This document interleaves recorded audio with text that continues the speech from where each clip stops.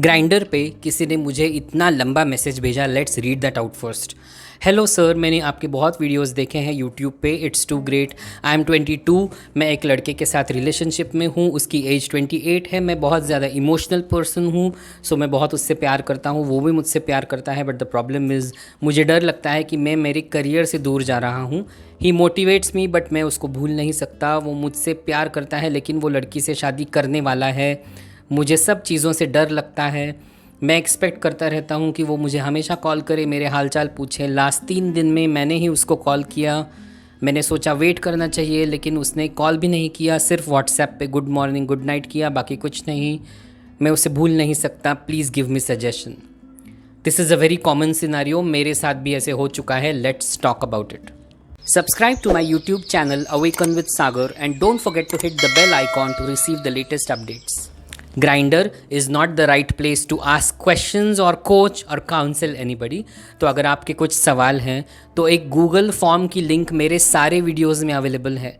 वो फॉर्म भर के आप अपने सवाल मुझ तक पहुंचा सकते हो। मैं यूट्यूब के ज़रिए उनके आंसर्स दे सकता हूं। सबसे पहली बात, क्या इमोशनल होना बुरी चीज़ है या गलत बात है? बिल्कुल नहीं। इमोशनल होने का मतलब ही ये है कि आप अपने इमोशंस को जानते हो या पहचानते हो या पहचान सकते हो। दुनिया में कितने सारे लोग हैं जो इमोशंस को जानते ही नहीं। दूसरों के इमोशंस की कदर करना तो दूर की बात, खुद के इमोशंस को भी पहचानते नहीं हैं, जिसकी वजह से they are not very sensitive towards other people. So being emotional is a good thing. Being an emotional fool is not a good thing. पूरा मैसेज इग्नोर करते हैं लेकिन एक लाइन पर एम्फसाइज करते हैं कि वो लड़की से शादी करने वाला है। अपनी मर्जी से या नहीं, दैट इज़ अनदर क्वेश्चन। लेकिन अगर वो शादी करने वाला है तो आप उसकी लाइफ में क्या कर रहे हो? What is your value in that person's life? What is your value in your own eyes, in your own mind, in your own life? Isn't it? ये कोई वेब सीरीज़ नहीं चल रही है। ये कोई करण जौहर की मूवी नहीं है कि उसकी शादी हो रही है और मैं यहाँ पर सैड सॉन्ग गा रहा हूँ। एक बहुत पॉपुलर गाना है ना रणबीर कपूर का, I don't know which one. We need to remember that actors are paid to act. काश मुझे ये बात तब पता होती जब मैं 22 साल का था। This unrequited love nonsense is not required in real life. We need to stop glorifying it. By that what I am saying is, अगर उसकी प्रायोरिटी है या अगर उसकी इच्छा भी है कि लड़की से शादी करके वो एक नॉर्मल ज़िंदगी जीना चाहता है, तो उसे पूरा हक है। नॉर्मल क्यों कहा मैंने? क्योंकि हाँ, गे लोगों की लाइफ में चैलेंजेस डेफिनेटली बहुत ज़्यादा हैं। इंडिया हो या US, there are a lot of challenges. The way people look at you, the way people sometimes treat you, it is not as easy. तो अगर वो ऐसी डिफ़िकल्ट लाइफ नहीं जीना चाहता है तो उसे पूरा हक है। In fact you should let that person go. This is the answer to your question. लेकिन it is also important to remember कि आपकी अपनी लाइफ में और इस दुनिया में खुद की वैल्यू होना बहुत ज़रूरी है। ये बात शायद चुभेगी लेकिन आई डोंट केयर। ये उम्र है करियर बनाने की, ये उम्र है पैसे सेव करने की, ये उम्र है घर बनाने की। इंस्टाग्राम के मेरे एक हाईलाइट में मैंने एक लंबा सा मैसेज लिख के रखा है कि 30 से पहले your unequivocal focus should be to build a house of your own. अपना खुद का एक घर, फिर वो शहर में हो या गांव में हो, बड़ा हो या छोटा हो, खुद का एक घर 30 से पहले होना ही चाहिए लाइफ में। This is not the age to run behind love. Did I just say that? This is the age to find love, in fact is what many people believe, isn't it? This is like that green phase of your life that I had once talked about.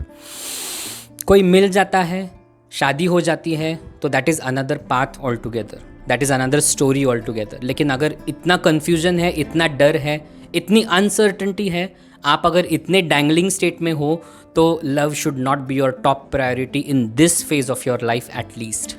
By that I am not saying कि उससे प्यार करना बंद कर दो और एक घर बनाना शुरू करो, क्योंकि जो प्यार करने वाला इंसान होता है वो प्यार करता ही रहता है और प्यार में मार खाता ही रहता है। Well experienced guy here. लेकिन try to rise above these issues, try to look at these with the right perspective and grow above these negativities. That is how you will grow, isn't it? Don't consider your self to be smaller than your problems. Consider your self to be bigger than your problems. Consider your problems to be very, very, very small parts and fragments of life.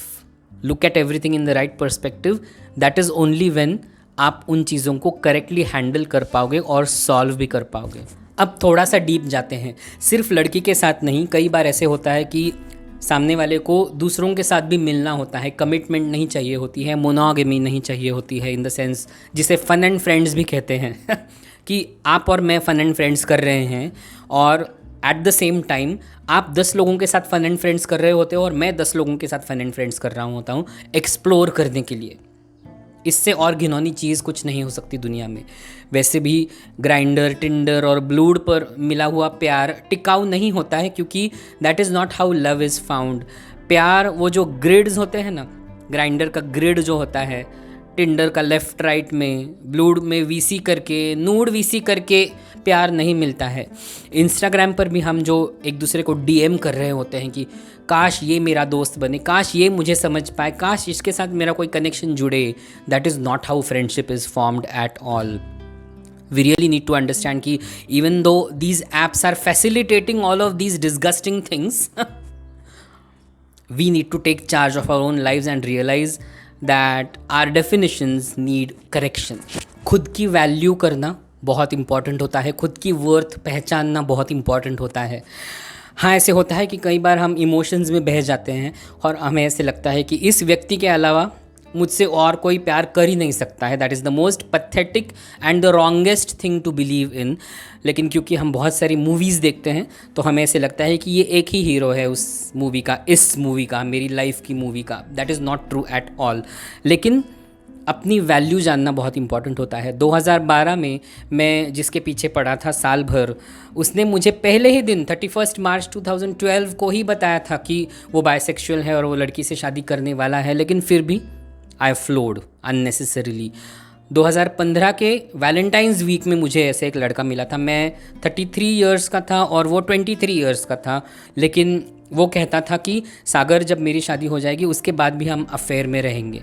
तो I was like what the hell is that suppose to mean, because I can not be second to somebody, isn't it? It's not about ego, it's about priorities. If I can not be someone's first priority, तो मैं उस level का connection उस व्यक्ति के साथ नहीं रख सकता हूँ। ये पति पत्नी और वो पिक्चर नहीं चल रहा है, isn't it? You need to have your own value in your own life. You need to find the one who will love you as much as you love that person. So you cannot afford to run behind someone who is not ready to give all of that back to you. जैसे हम grow करते हैं life में, वैसे कुछ popular statements की value realize होने लगती है। वैसे एक बहुत खूबसूरत स्टेटमेंट है, don't be sad that it's over, be grateful और happy that it happened. This is such a beautiful statement and may be अभी आपको रोना आ जाएगा ये स्टेटमेंट सुन के, लेकिन oh my God, as you grow in life this is such a beautiful statement. So all of those assholes who did not love you back, you are nothing but grateful to those people for where you have eventually reached in your life. So अगर वो किसी और के साथ शादी करना चाहता है तो इसका मतलब ये नहीं कि आप अपनी लाइफ में प्यार डिज़र्व नहीं करते हो।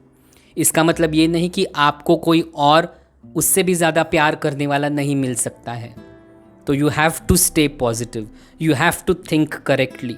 अगर उसकी प्रायोरिटी है और उसे हक भी है अपनी लाइफ को वैसे जीने का जैसे वो जीना चाहता है, तो let that person go, let that person be the way he wants to be. Friendship रखनी है या नहीं, that is another choice all together. Personally अगर मैंने किसी के साथ प्यार किया है और उसने मुझे रिटर्न में प्यार नहीं दिया है, तो मैं ऐसे व्यक्ति के साथ फ्रेंडशिप नहीं रख सकता हूँ। जो लोग रखते हैं ऐसी फ्रेंडशिप, उस कनेक्शन में प्यार से ज़्यादा फ्रेंडशिप उनकी स्ट्रांग होती है, इसीलिए वो फ्रेंडशिप कंटिन्यू रहती है। लेकिन पर्सनली मैं ऐसे नहीं कर सकता। मेरे लिए प्यार is everything more important than friendship. तो अगर वो जाना चाहता है तो ये अच्छी बात है, क्योंकि space is being created in your energy for love to come back in to your life in another form. मैं ये एग्जाम्पल हमेशा देता हूँ कि यहाँ पर एक चेयर होती है, वो एक स्पेशल चेयर होती है। उस चेयर में सिर्फ स्पेशल व्यक्ति ही आके बैठेगा, किसी एरे गहरे को मैं नहीं बिठाऊंगा। इसका मतलब ये नहीं कि वो एरा गहरा है या वो बुरा है या वो अच्छा नहीं है, बायसेक्सुअल लोग बुरे होते हैं, no, not at all. This only means that you and him were not a lifelong match and that is perfectly fine. There is nothing wrong with that. All relationships happen in your life only to teach you something, only to help you expand in your life and grow from where you were at one point of time. So be nothing but grateful, bless that person and bless yourself most importantly. मैंने अपने लिए एक बहुत important rule set करके रखा है. जैसे यहाँ पर लाइफ इज़ ब्यूटीफुल का टैटू बनाने वाला हूँ, वैसे ही यहाँ पर एक और टैटू बनाने वाला हूँ, no attachment without commitment. Which means जब तक सामने वाला व्यक्ति मुझे कमिट नहीं करता तब तक मैं किसी के साथ भी इमोशनली अटैच नहीं होने वाला हूँ. सी, प्यार ये ढूंढने वाली चीज़ होती ही नहीं है, या सामने वाले से प्यार एक्सपेक्ट करना ये बहुत गलत बात होती है. जब एक रिलेशनशिप बन जाता है तब फियर, इनसिक्योरिटी, कन्फ्यूजन, अनसर्टनिटी होती ही नहीं है. It is a very natural connection. जैसे हमारा और हमारे पेरेंट्स का एक नेचुरल प्यार वाला कनेक्शन होता है, उतना ही नेचुरल लवर्स का या रोमांटिक पार्टनर्स का कनेक्शन होता है. लेकिन वो तब जब वो कनेक्शन जुड़ जाता है. अगर नहीं जुड़ा है तो just wait and most importantly be grateful कि अगर आपको अपनी लाइफ में किसी के थ्रू प्यार एक्सपीरियंस हुआ, बी ग्रेटफुल. कई सारे लोगों को तो वो एक्सपीरियंस भी नहीं मिलता है. प्यार, लाइक्स और पैसा, आप जितना उनके पीछे भागते हो वो उतना ही आपसे दूर भागते हैं.